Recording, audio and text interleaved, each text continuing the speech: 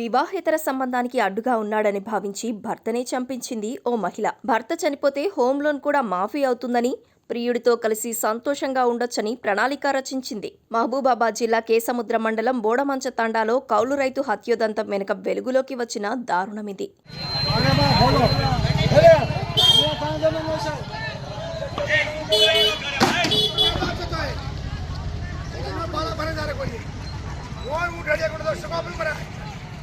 తండాకు చెందిన బూక్య వీరన్న భార్య విజయ అదే తండాకు చెందిన బోడ బాలాజీతో వివాహేతర సంబంధం పెట్టుకుంది. ఆర్థిక సమస్యలతో సతమతమవుతున్న వీరన్న కొంత వ్యవసాయ భూమిని విక్రయించి అప్పులు చెల్లించాడు. మరో 2 ఎకరాల వ్యవసాయ భూమిని కౌలుకు తీసుకుని మొక్కజొన్న పంట సాగు చేశాడు. ట్రాక్టర్ నడుపుకుంటూ జీవనం సాగిస్తున్నారు. అయినప్పటికీ ఇంకా అప్పులు మిగిలి ఉండటంతో దిగాలు పడిన వీరన్నకు బోడ బాలాజీతో పాటు ఆర్ఎంపీ వైద్యుడు ధర్మారపు భరత్ ముత్తూట్ ఫైనాన్స్లో హోమ్ లోన్ ఇప్పించారు. ఇదే సమయంలో వీరన్న భార్య విజయ్తో కలిసి బోడ బాలాజీ దారుణ కుట్రకు పాల్పడ్డాడు. ఈ తండకిదే నేను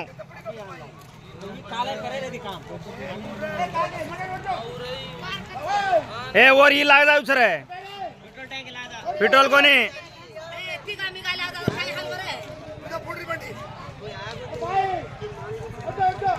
వామి లాగా సరే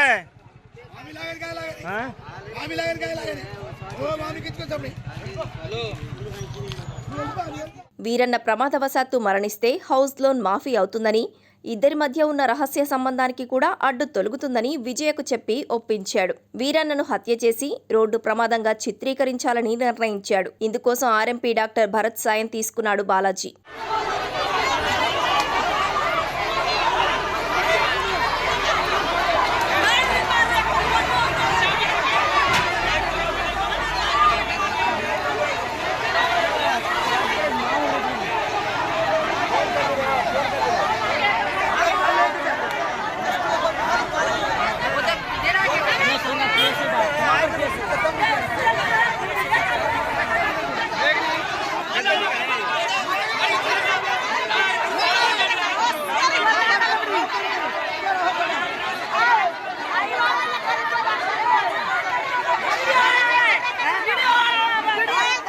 డిసెంబర్ 22న రాత్రి వీరన్న, విజయ దంపతులు రోజు మాదిరిగానే వ్యవసాయ పనులు ముగించుకొని ఇంటికి వచ్చారు. రాత్రి సమయంలో ఫోన్ రావడంతో భర్త వీరన్న బైక్ పై ఇంటి నుంచి బయటకు వెళ్లాడు. ఆ తర్వాత అర్ధరాత్రి అయినా ఇంటికి రాకపోవడంతో భార్య బంధువుల ఇళ్లలో వెతికింది. ఫోన్ చేసినా స్పందించకపోవడంతో బంధువుల సాయంతో పోలీసులను ఆశ్రయించింది. అయితే ఆమె ప్రవర్తనా తీరుపై బంధువులకు అనుమానం వచ్చింది.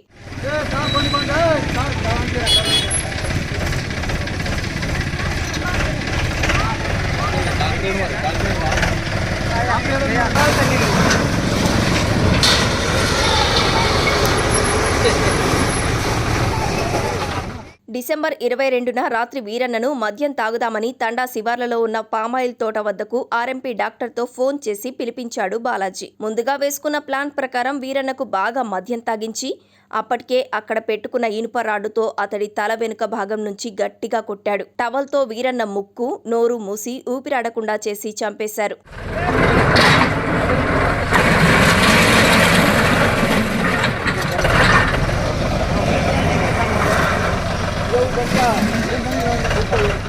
వీరన్న చనిపోయాడని నిర్ధారించుకున్నాక మృతదేహాన్ని బైక్తో పాటు తీసుకొచ్చి రోడ్డుపై పడవేశారు. రోడ్డు ప్రమాదంగా చిత్రీకరించే ప్రయత్నం చేశారు. మరుసటి రోజు ఉదయం తండాకు చెందిన రైతులు వ్యవసాయ పనుల కోసం పంట పొలాల వైపు వెళ్లగా వీరన్న విగత జీవిగా కనిపించాడు.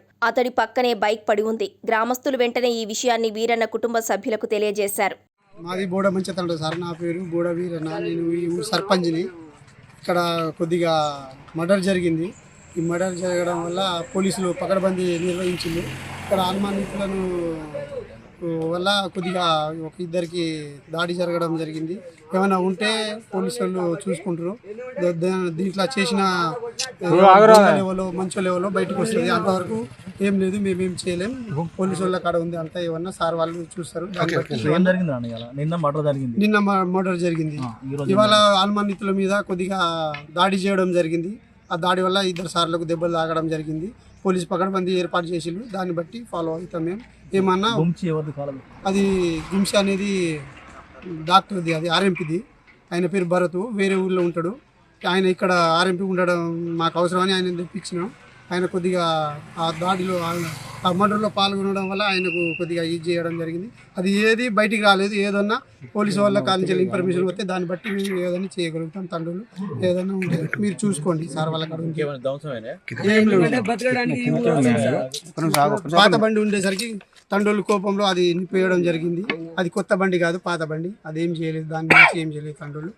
ఓకే, ఏమైనా ఉంటే సార్ వాళ్ళు చూసుకుంటారు. పై నుంచి వెళ్ళి ఆదేశాలు వచ్చినాక దాన్ని బట్టి ఏమన్నా చేయగలుగుతారు. అనుమానితులు ఎవరు అంటే ఇప్పుడు అది బయటికి రాలేదు సార్. ఏదో అనుమానితులని వాళ్ళ ఆయన పేరు భరత్ అనేది, బాలాజీ అనేది అనుమానితులు, అది మామూలు అంటారు. కానీ అది ప్యూర్ బయటికి రాలేదు. బయటికి వస్తే దాన్ని బట్టి ఏమన్నా మాట్లాడతారు. వీరన్నను కిరాతకంగా కొట్టి చంపి ప్రమాదంగా చిత్రీకరించి ఉంటారని గ్రామస్తులు అనుమానిస్తున్నారు.